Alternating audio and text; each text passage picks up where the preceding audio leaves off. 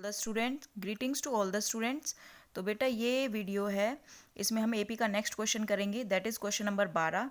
और ये आप देख सकते हैं वापस से एक और क्वेश्चन जो कि केस स्टडी का आया हुआ है। ये आपकी बुक का क्वेश्चन है बट फिर भी हम इसको अच्छे से समझेंगे। देखो क्या है कि एक सीढ़ी के डंडों की लंबाई नीचे से ऊपर की ओर समान रूप से 2 सेंटीमीटर घटती जाती है। मतलब यहाँ से इतना डिस्टेंस कितना 2 सेंटीमीटर का है, फिर घटता चला जाएगा। ठीक है, सबसे नीचे वाला डंडा जो है 45 सेंटीमीटर का है, उसके बाद नीचे से दूसरा डंडा 43 का है, फिर 41 का, इसी तरीके से क्रम से। ये एपी ऑलरेडी आपको बनाकर दे रखी है। क्वेश्चन है, सबसे पहले दी गई एपी के लिए प्रथम पद और सारवंतर लिखिए। 10वें डंडे की लंबाई ज्ञात कीजिए। सीढ़ी के कौन से डंडे की लंबाई 23 सेंटीमीटर होगी यदि एपी के लिए S10 निकालिए। तो क्वेश्चन इजी है काफ़ी, शुरू करते हैं। ठीक है, तो सबसे पहले हम लिखेंगे यहाँ पर एपी। हम लिख लेते हैं अपना क्वेश्चन नंबर 12 हम यहाँ पर पढ़ रहे हैं। और एपी आपको दे रखी है 45, 43, 41। ठीक है, इस तरीके से आपको एपी दी हुई है। पहले पार्ट में आपसे पूछा था सारवंतर और प्रथम पद बताइए। तो प्रथम पद कितना होगा 45 और सारवंतर क्या हो जाता है डी, वो क्या आएगा 43 में से 45 माइनस कर देंगे तो आंसर आएगा -2। इस बात का ध्यान रखेंगे, छोटे में से बड़ा घटाएंगे तो -2 आता है। ठीक है, इतना हो गया। अब देखो, अब करेंगे इसमें सेकेंड पार्ट।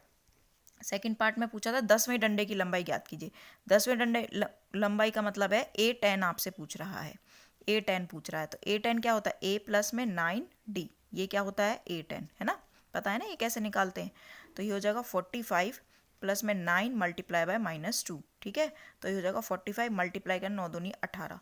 45 में से 18 को माइनस कर देंगे तो आपके पास आंसर आ जाएगा 15 में से 8 गए 7 और 3 में से 1 गए 2, 27 आपका फाइनल आंसर आ जाएगा। ठीक है, हाँ 27 सेंटीमीटर, ये हो गया A10।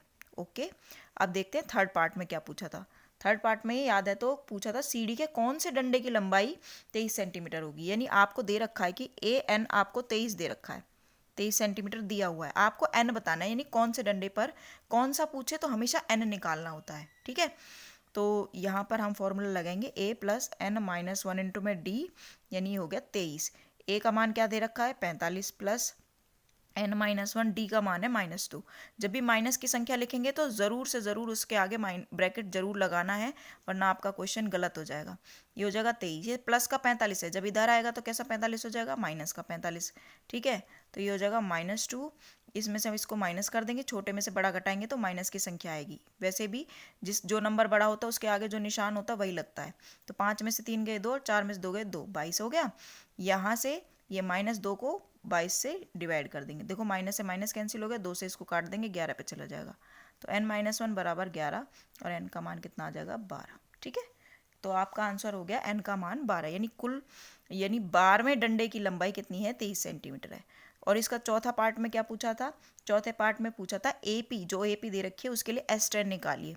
तो आपको S10 फाइंड करना है। सबसे पहले हम SN का फॉर्मूला लिखेंगे, n/2 2a plus n-1 into में d, यही होता है फॉर्मूला। यानी आपको S10 निकालना है। 10 divided by 2, 2 multiply by a का मतलब कितना है 45 प्लस n-1 यानी 9 और d का मान कितना आ जाएगा 2। ठीक है, -2, ये कट जाएगा 5 पर और 45 दूनी होता है 90 और 9 दूनी होता है 18।